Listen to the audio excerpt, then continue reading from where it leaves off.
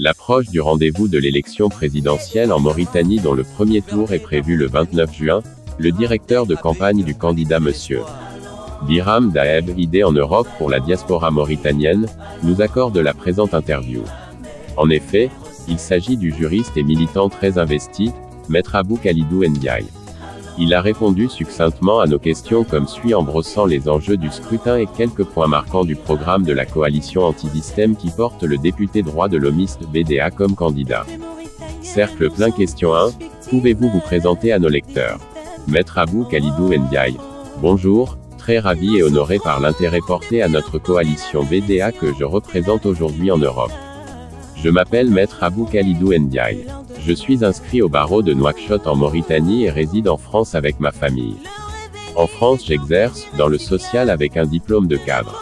Je suis aussi très actif dans le réseau associatif mauritanien et très présent sur le terrain de la revendication de nos droits, en tant qu'acteur des droits de l'homme. Cercle plein question 2. Nous avons lu dans les médias votre nomination à la tête du directoire de la diaspora en Europe pour la campagne du candidat Biram Daeb. Pouvez-vous nous en dire davantage? AKN, c'est tout à fait vrai, je suis aujourd'hui nommé directeur de campagne de la coalition BDA en Europe. Avant tout un immense honneur et une grande reconnaissance en ma personne, et du candidat que j'ai toujours côtoyé et épousé le projet et des personnalités avec lesquelles je fais équipe aujourd'hui, qui ont bien voulu me faire confiance.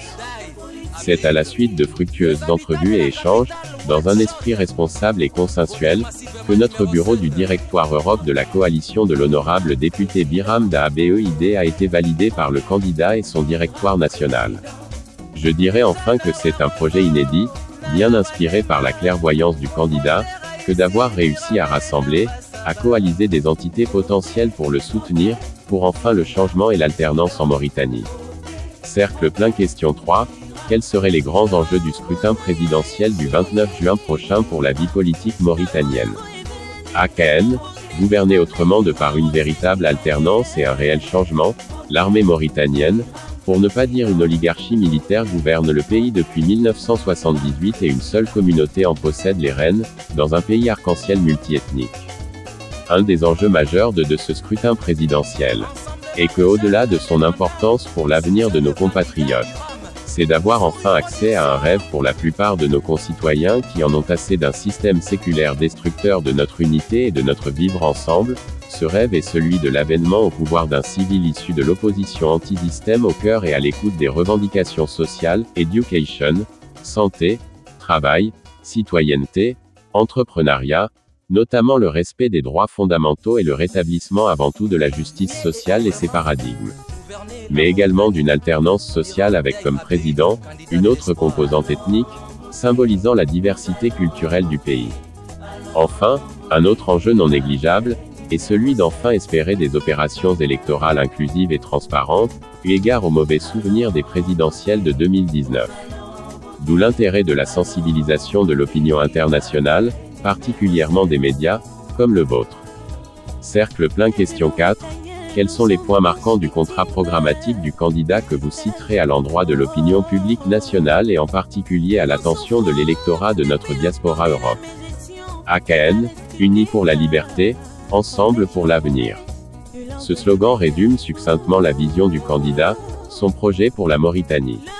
Je retiendrai deux grandes orientations, la justice sociale, une priorité du mandat présidentiel, dans laquelle sont incarnées les valeurs de la justice, de la liberté, de la solidarité, de l'intégrité, de la démocratie et de la durabilité et le renouveau institutionnel garant d'une réelle alternance, d'un véritable renouveau des institutions corrompues et désuètes.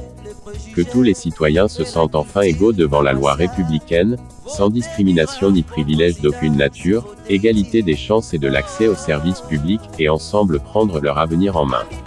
Concernant l'électorat de notre diaspora, éveillé, productrice de richesses et de matières grises, je noterai l'importance de sa participation effective à la reconstruction du pays par un appel solennel à son adresse. Enfin une diaspora qui jouera pleinement le rôle qui lui sied, comme pilier de l'économie nationale. Cercle plein question 5. Avez-vous relevé des problématiques persistantes au sein de la population mauritanienne? Que proposez-vous comme piste de solution? AKN, mon constat en tant qu'observateur averti, étant acteur de terrain, et qu'une partie importante de la population très affectée par des décennies de mauvaise gouvernance et ses corollaires de communautarisme, d'esclavagisme, de discrimination, de violences policières et institutionnelles, de politiques nocives machiavéliques du diviser pour mieux régner, demeure inconsciente et insouciante à la démocratie participative. Ce constat se caractérise par l'achat de pièces d'identité avec des sommes insignifiantes, la peur de s'opposer à l'injonction de l'administration en tant que subordonné, et par conséquent la perte de l'estime de soi et la résignation.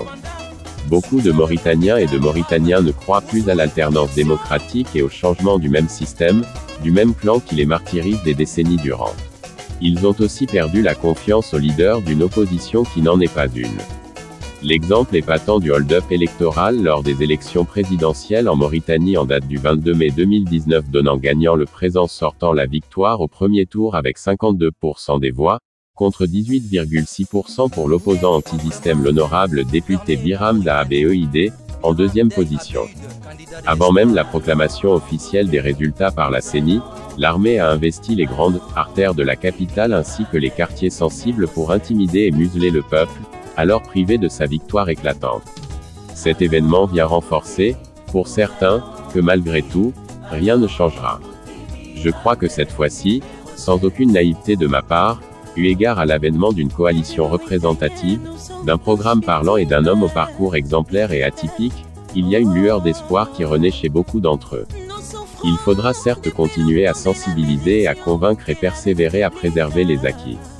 Pour lever ces freins très ancrés, le credo que je préconise est de ne rien lâcher et que chacun soit acteur à part entière du projet, en sensibilisant à son tour les siens. Faire surtout comprendre que l'argent ne rendra jamais la liberté et la dignité bafouées au peuple. Seul l'engagement patriotique et citoyen permettra d'accéder enfin au pouvoir du peuple, pour le peuple et par le peuple. Quoi qu'il arrive, la résistance et la lutte doivent continuer.